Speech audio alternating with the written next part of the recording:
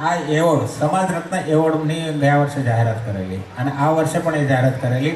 તો અમે ક્રાઇટેરિયા નક્કી કરેલા હતા.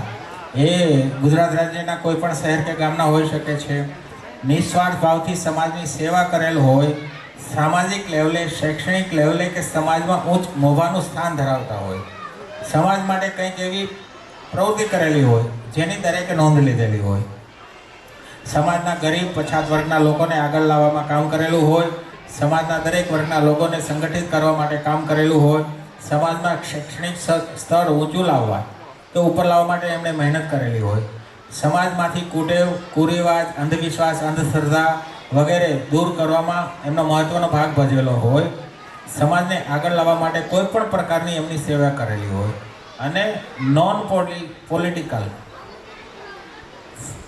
આ નોન પોલિટિકલ માણસ એટલે કે પેલા આપણા રાજકારણમાં નહીં હોવા જોઈએ. મતલબમાં આપણે રાજકારણને મહત્વ નથી આપ્યું, બરાબર?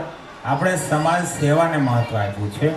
તો હું ભાઈ બધા એકવાર શાંતિથી સાંભળજો. આ આપણા વર્ષનો એક એવોર્ડ, આપણે 50 એવોર્ડ અહીંયા વિતરણ કરી નાખ્યા છોકરાઓને પ્રોત્સાહિત કરવા માટે, પણ આ સમાજનો એક એવો એવોર્ડ છે જે આપણે આખા વર્ષમાં એક જ વ્યક્તિને આપીએ છીએ. એટલે એ ધ્યાનથી સાંભળો. અને એના માટે મેં પસંદ, અમારા કમિટીએ જે પ્રોગ્રામ કમિટી છે, કન્વીનર અને એમના સાથી સહયોગી અને આપણા ટ્રસ્ટના પદાધિકારીઓ, હોદ્દેદારો જે કહે છે એ લોકો દ્વારા એક નામ નક્કી કરવામાં આવ્યું વાપીમાં.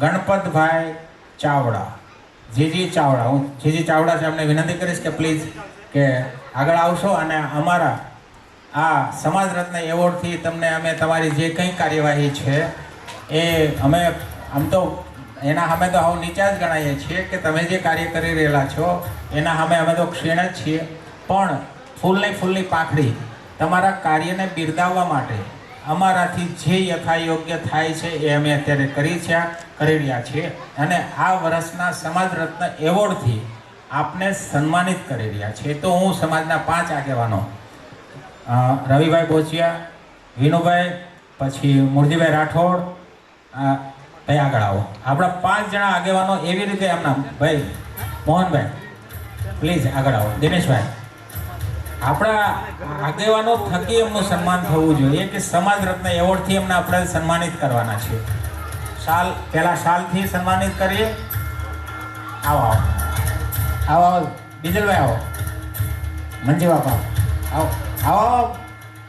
આ વ્યક્તિ હોદવાયથી નહીં મળે એવા વ્યક્તિને અમે વાપીથી હોદી લાવ્યા છીએ અને જેણે બહુ સેવા કરી છે અને હું એમના તક આપીશ બોલવા માટે કે એમણે શું કાર્ય કરેલું છે. મુરજીભાઈ રાઠોડને વિનંતી કરીશ કે તેઓ એમનું શાલથી સન્માન કરશે. પણ તાલીઓથી વધાવી લો. આપણું આ ગર્વની વાત છે આપણા સમાજ માટે. ચાવડા સાહેબ, જીજી ચાવડા સાહેબ, ગર્વની વાત છે. અને શીલ્ડ આપી આપણે સમાજ રત્ન આપો. આપણા જે સમાજ રત્નનો એવોર્ડ એમને આપો, એમના સુપ્રત કરો કે મુરજીભાઈ આવો જાઓ, મોહનભાઈ તમે આવો જાઓ, દિનેશભાઈ બધા હાથ લગાવો, એકાબીજા હાથ લગાવી દો.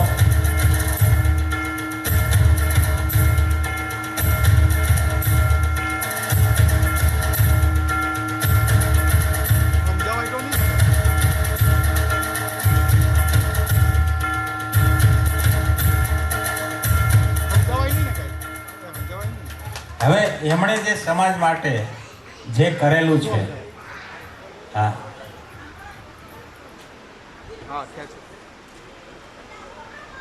હલો, એમણે જે કાર્ય કર્યું સમાજ માટે એ એમના મુખે આપણે સાંભળીએ. આપણે જે એ કાર્ય કરી રહેલા છે અત્યાર સુધી અને આપણને પ્રોત્સાહન મળે એવું કામ કરેલું છે. આપણને પ્રોત્સાહિત કરીએ, આપણે પ્રોત્સાહિત થઈએ એવું. વિનુભાઈ બે જાવ સાઈડમાં કરી. ઓહ બાપુ પધારો ને, આવો ને આવો 2 મિનિટ આવો.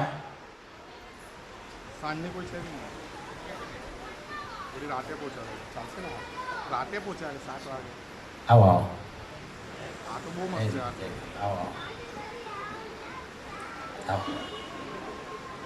જય વિજયભાઈ ઘડીક બેસો 5 મિનિટ, મારે લેવા આવે એટલે પછી તમે જાઓ રૂમ પર.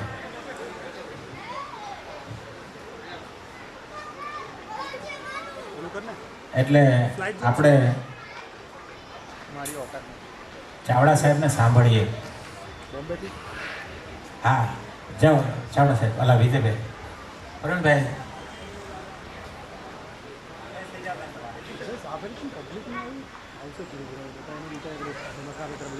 ચાવડા સાહેબને વિનંતી કરીશ કે પ્લીઝ અમને કંઈક ઉગે કે આ ભવિષ્યમાં અમે કંઈક કરીએ, તમારે જેવું કંઈક કરી શકીએ એવી થોડી પ્રેરણા આપો. અને તમે જે અત્યાર સુધી જે કાર્યવાહી કરેલી છે એની રૂપરેખા અમારી સમક્ષ રજૂ કરો તો આ સમાજને ખબર પડે કે તમે કેવી કાર્યવાહી કરેલા, કેવી સેવા કરી રહેલા છો. અને અમે જે સમાજ રત્ન એવોર્ડ માટે તમારું જે સિલેક્શન અમે કરેલું છે એ યથાયોગ્ય છે એમ તમે આખા સમાજના મોઢે આમ બોલાવવું જોઈએ કે ખરેખર આ એક આપણા માટે ગૌરવની વાત છે. જીજી ચાવડા સાહેબ.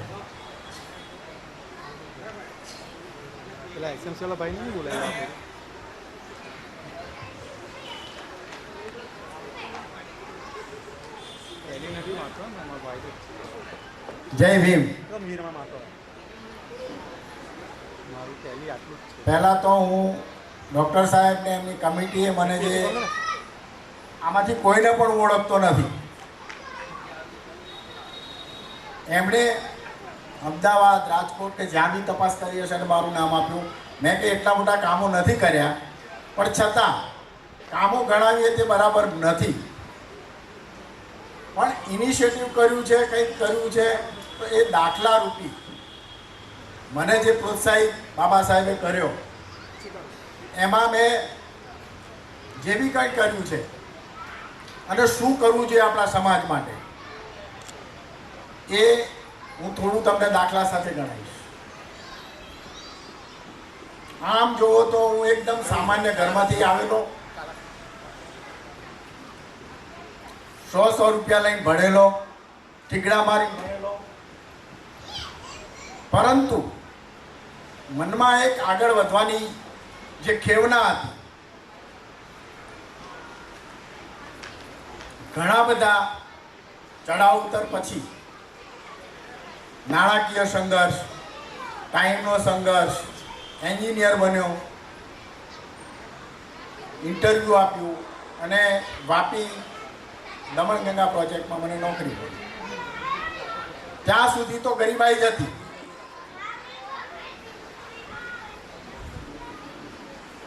એ જે નોકરી દરમિયાન નોકરી કોણે આપી? ભલે મારું સંઘર્ષ હતો, શિક્ષણ હતું, પણ બાબા સાહેબ એની ઉપર હતા.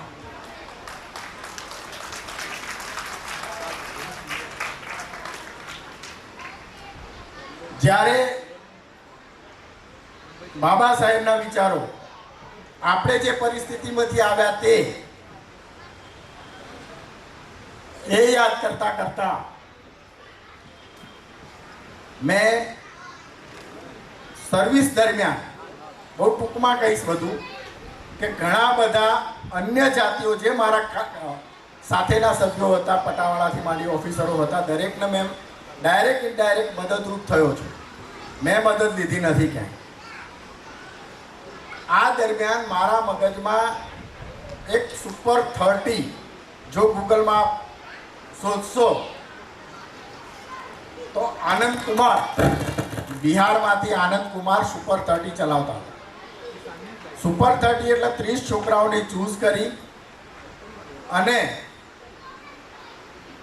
એમને ગવર્મેન્ટની IAS, IPS, ક્લાસ 1, ક્લાસ 2ની નોકરી મળે એ બાબતને એમને પ્રયત્નો કર્યા અને કરતા છે, જે 100% સફળ રહ્યા. એના આધારે એક મગજ જે મારા મનમાં વિચારો આવ્યા અને એક શિક્ષણ પ્રત્યેનો લગાવ થયો, તો ઘણા નાના મોટામાં છોકરાઓની ફી ભરવાનું ચાલુ કર્યું. 1-2 છોકરાઓની ફી ભર્યા. એક દીકરીને જે હું ઓળખતો નહોતો એને 4 વર્ષ મેડિકલની ફી ભરવાની હતી. આ ગણાવવાનું કહ્યું એટલે ગણાવું છું, બાકી કેવું નહીં, પણ તમે લોકો કરો એટલા માટે કહી રહ્યો છું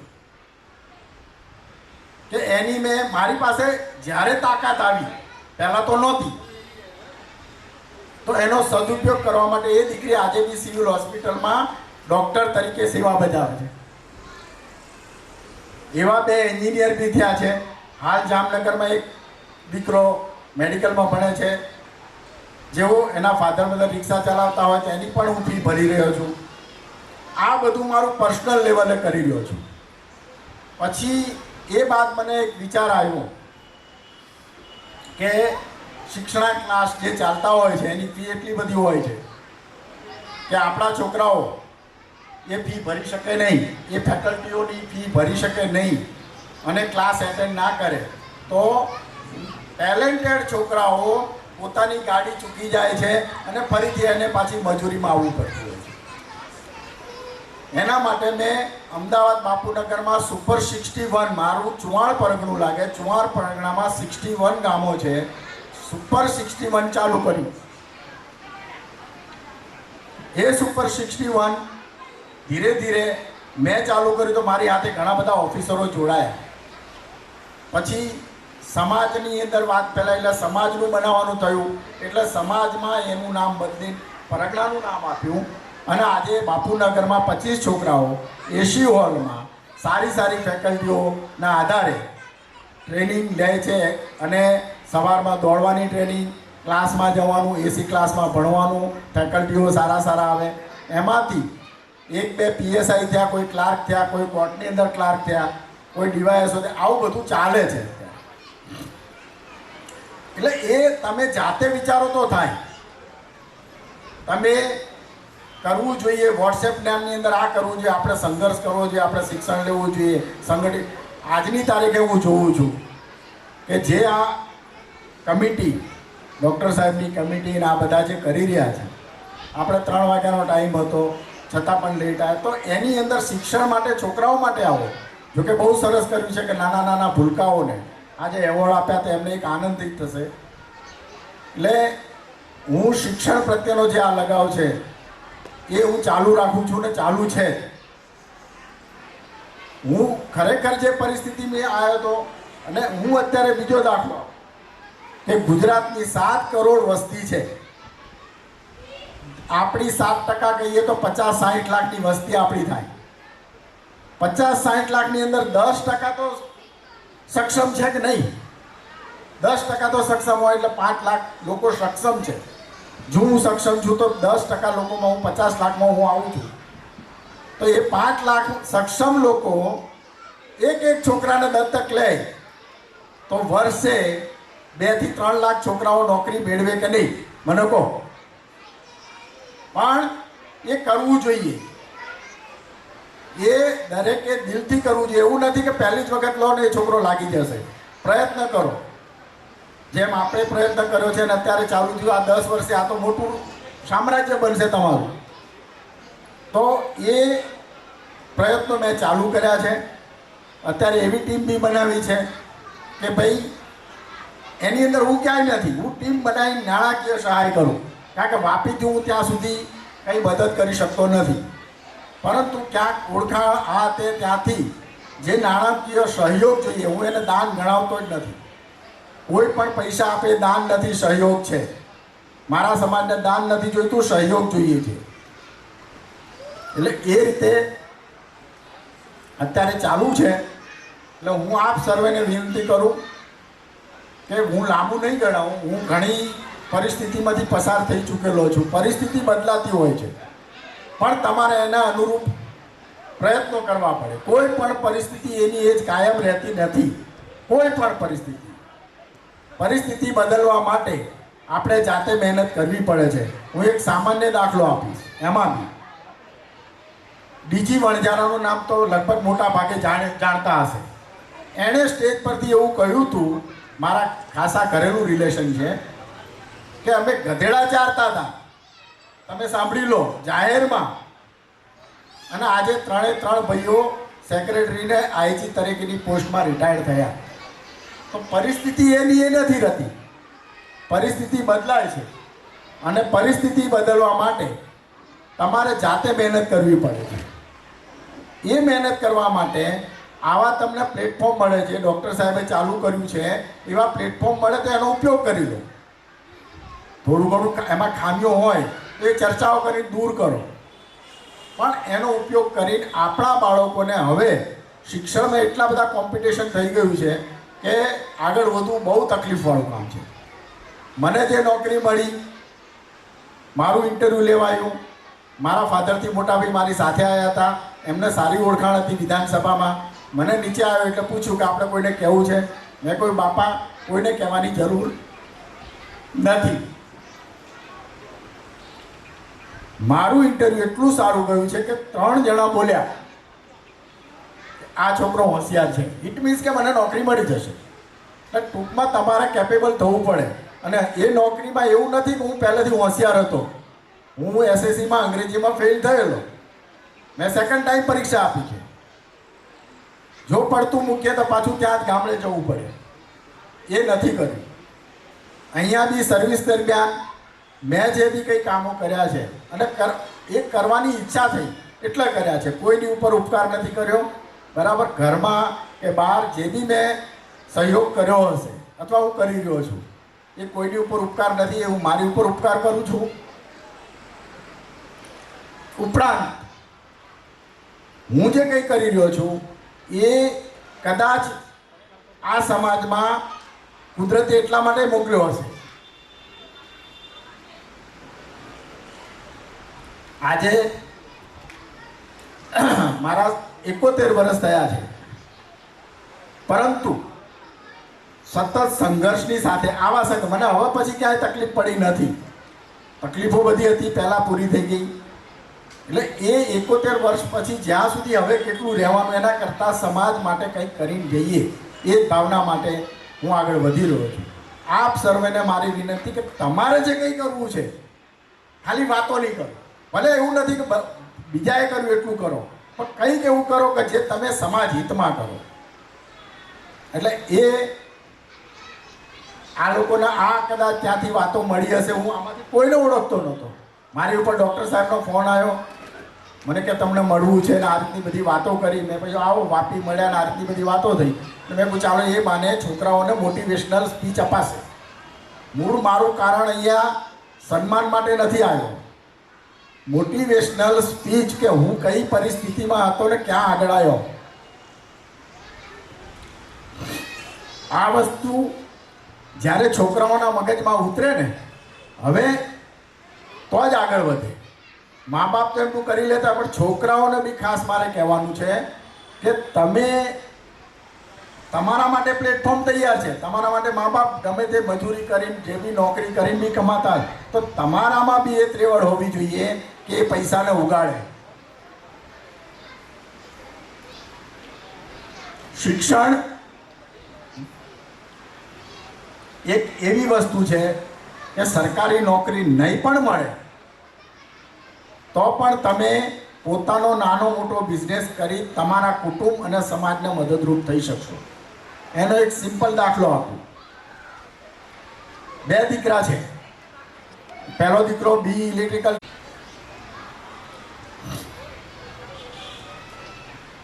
એ પણ કન્સ્ટ્રક્શન લાઈનમાં સારો એવો ધંધો અત્યારે વાપીમાં કરી રહ્યો છે. એટલે એવું નથી કે સરકારી નોકરીમાં જ આગળ વધાય, પણ તમે જો ગ્રેજ્યુએશન સારી રીતે કર્યું હશે, તમારામાં કેપેબિલિટી હશે, તો તમે તમારા કુટુંબને સમાજને મદદ કરી શકશો. બસ આ ધ્યેયથી હું અત્યારે ચાલી રહ્યો છું. એની અંદર કોઈ સ્વાર્થ નથી, કોઈ અપેક્ષા નથી. અને આ લોકોએ જો મને બોલાવ્યો, હું ખરેખર એ લોકોનો ઉપકાર માનું છું કે આ બધાની વચ્ચે એક મારી ઓળખાણ આપું છું અને એક મોટિવેશનલ સ્પીચ બાળકોને, ખાસ દીકરા દીકરીઓ ખાસ ધ્યાન રાખજો કે ગરીબના છોકરા નથી ભણી શકતા એવું નથી. એટલે બધા તમે બી મહેનત કરજો. અને ડૉક્ટર સાહેબને કહું છું કે શરૂઆત તમે કરી છે, 3 વર્ષ થયા છે, તો શરૂઆત છે, હજી તો પાપા પગલી છે, તો તકલીફો તો આવવાની, લોકો લેટ આવશે, પણ થોડું ચાલુ જ રાખવાનું. એટલે ગમે ત્યારે આના પરિણામો તમને સારા મળશે ને મળશે. જય ભીમ.